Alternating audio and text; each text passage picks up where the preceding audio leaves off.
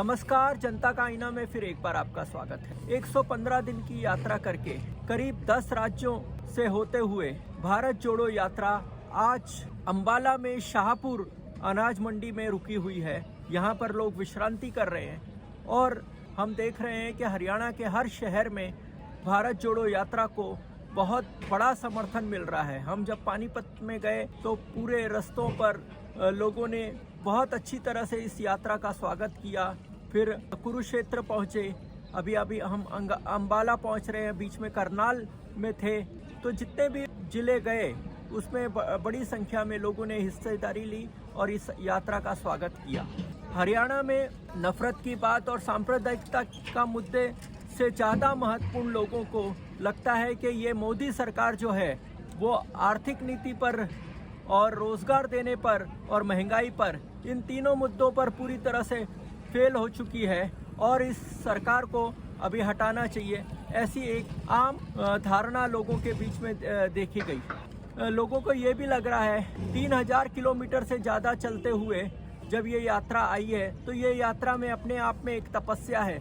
यहाँ तक एक महिला ने यहाँ तक कह दिया कि पहले गुरु नानक ने इतनी लंबी यात्रा की थी और अब राहुल गांधी कर रहा है। और भी ऐसे रिस्पॉन्स आए कि जिसने भी यात्रा की है इस देश के इतिहास में उसको सफलता मिली है। इसलिए लोगों में इस यात्रा के प्रति एक आकर्षण है, इस यात्रा के प्रति समर्थन है और इस यात्रा के प्रति एक आशा भी है कि ये यात्रा जो है देश में जो हालात हैं उसको बदलने में बहुत बड़ी भूमिका निभाएगी। और हर जगह पर राहुल गांधी को देखने के लिए जन सैलाब उमड़ पड़ा है। कोई धर्म, कोई जात, कोई पंथ, ऐसा कोई भेदभाव नहीं है। सभी धर्मों के लोग, सभी जाति, सभी भाषा के लोग बड़ी संख्या में इस यात्रा का स्वागत कर रहे हैं। हरियाणा में जब ये यात्रा दिल्ली से पहले भी पहुंची थी, ये यात्रा नूह जिले में, तो हम जब पूरे रास्ते पर गए नूह जिले में तो वो आपको बता दूं कि वो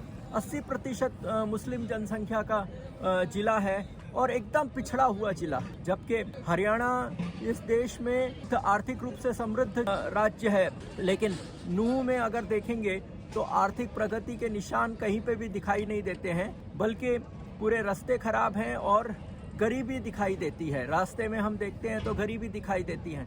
तो वो एकदम अलग हरियाणा हमको दिखाई देता है। और जब दिल्ली के बाद हम हरियाणा में पहुँचे पानीपत में और दूसरी जगह पर, तो वहाँ पर बहुत ही समृद्ध हरियाणा दिखता है।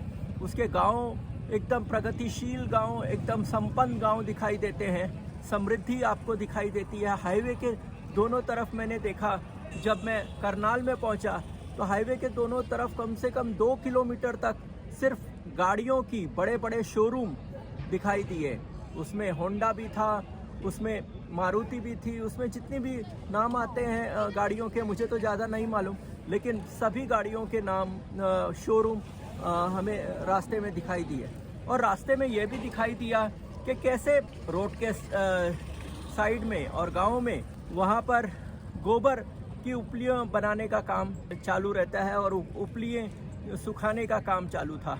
और जितना भी मैंने देखा सब महिलाएं इस काम में लगी हुई थी, पुरुषों की संख्या बिल्कुल नहीं थी। मैंने एक महिला से बात किया जो उपली बनाती है, तो उससे मैंने पूछा कि ये उपली बनाने का काम सिर्फ महिला करते हैं? तो उसने कहा हाँ, सिर्फ महिला करते हैं। उन्होंने कहा कि खेती का काम भी महिलाएं करती हैं, सिर्फ पुरुष बाहर जाता है, नौकरी करता है या वो बाहर जाकर कुछ करता है, लेकिन पूरा घर और पूरे खेत संभालने का काम महिलाएं करती है। उसके बाद और भी रंग मैंने देखे हैं जो हरियाणा के थे।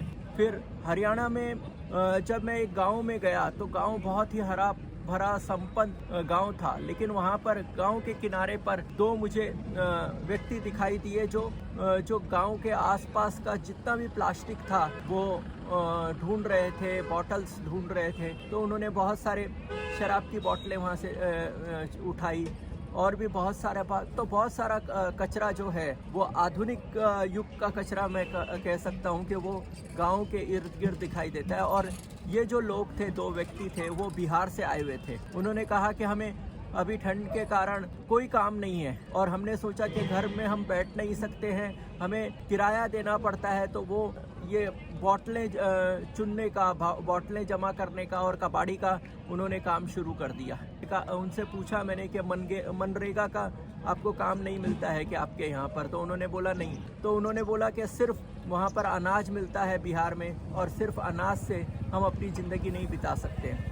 फिर उसके अलावा जो एक महिला जो मैंने बताया कि गोबर की उपलियाँ बना रही थी अपने गांव में बैठ के, वो तो उससे मैंने बात किया तो उन्होंने कहा कि ये एक जो उपली बनती है वो 5 रुपए में बिकती है, और महिलाएं पूरा उपली बनाने का काम करती हैं और खेती का काम भी वही करती हैं। और वो अपने आप उसने कहा कि मैं ये मोदी सरकार से हम बहुत परेशान हैं। मोदी सरकार जब से आई है नौकरियां का कोई नया नौकरियां नहीं निकल रही हैं, बच्चे बेरोज़गार घूम रहे हैं। और उन्होंने ये भी बताया कि बच्चे बेरोज़गार घूम रहे हैं और कहीं पे भी कोई कमाई का बच्चों के लिए साधन नहीं है। और उस महिला ने ये भी बताया कि महंगाई बहुत ज़्यादा बढ़ गई है।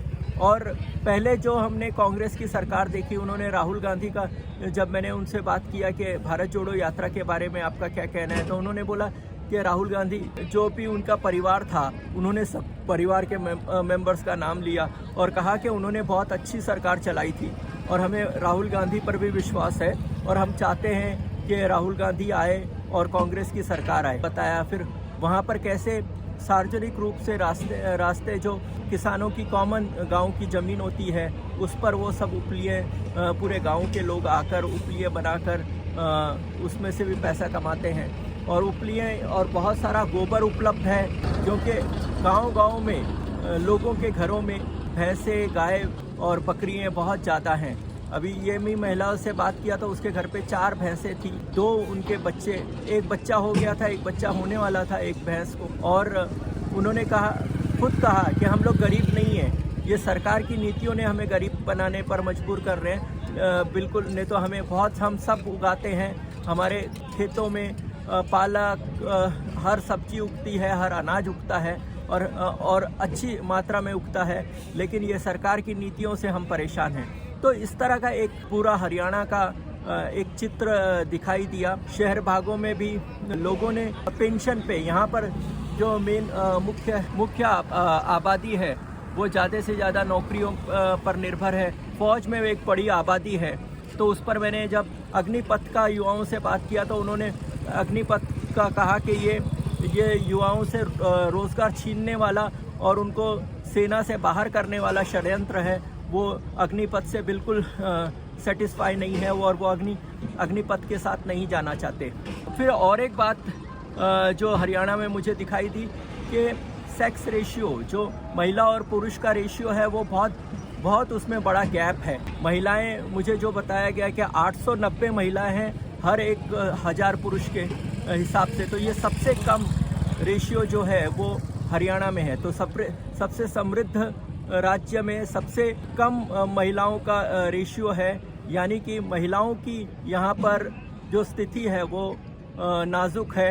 और जितना महिलाओं की संख्या कम हो रही है, इसलिए कि उनको लगता है, मैंने जब यहाँ के एक व्यक्ति से बात किया तो उसको लगता है कि महिला होगी तो वो कहीं जाएगी तो उससे पूरे घर का नाम बदनाम हो सकता है, समाज का नाम बदनाम हो सकता है, और फिर हम औरत पर खर्चा क्यों करें, वो तो दूसरी जगह जाती है। जबकि असलियत में पूरे खेती का काम और घर का काम वही संभालती है, लेकिन वो पराया धन है, इसलिए उनको डिस्करेज किया जाता है। जब लड़की पैदा होती है तो उसको वेलकम नहीं किया जा सकता है। तो ये भी एक सच्चाई जो है वो अपने आँखों से देखने को मिली। तो ये भी एक हरियाणा का चेहरा था। तो ऐसे बहुत सारे चीज़ें इस भारत जोड़ो यात्रा में देखने को मिली। भारत को और हरियाणा को समझने का मौका मिला। तो इसके हर एक पहलू पर, अलग अलग भारत जोड़ो यात्रा के पहलू पर हम आपसे बात करते रहेंगे। आप देखिए कि यहाँ यात्रा दोपहर में रुकी हुई है और इस टेंट के पीछे, तिरंगे टेंट के पीछे यात्री हैं, वहाँ पर खाने का अरेंजमेंट है। और 3 कैटेगरी के यात्री हैं। एक भारत यात्री है, उनके लिए अलग टेंट और उनके लिए अलग खाने की व्यवस्था फिर इंटरस्टेट यात्री है उनके लिए अलग खाने की व्यवस्था, और जो यहाँ के स्थानिक यात्री हैं उनके लिए एक अलग व्यवस्था। तो ये अलग अलग जो जिस तरह से समाज में अलग अलग कैटेगरी बनाई गई है, उस तरह से यहाँ पर भी एक अलग अलग कैटेगरी और विभाजन है।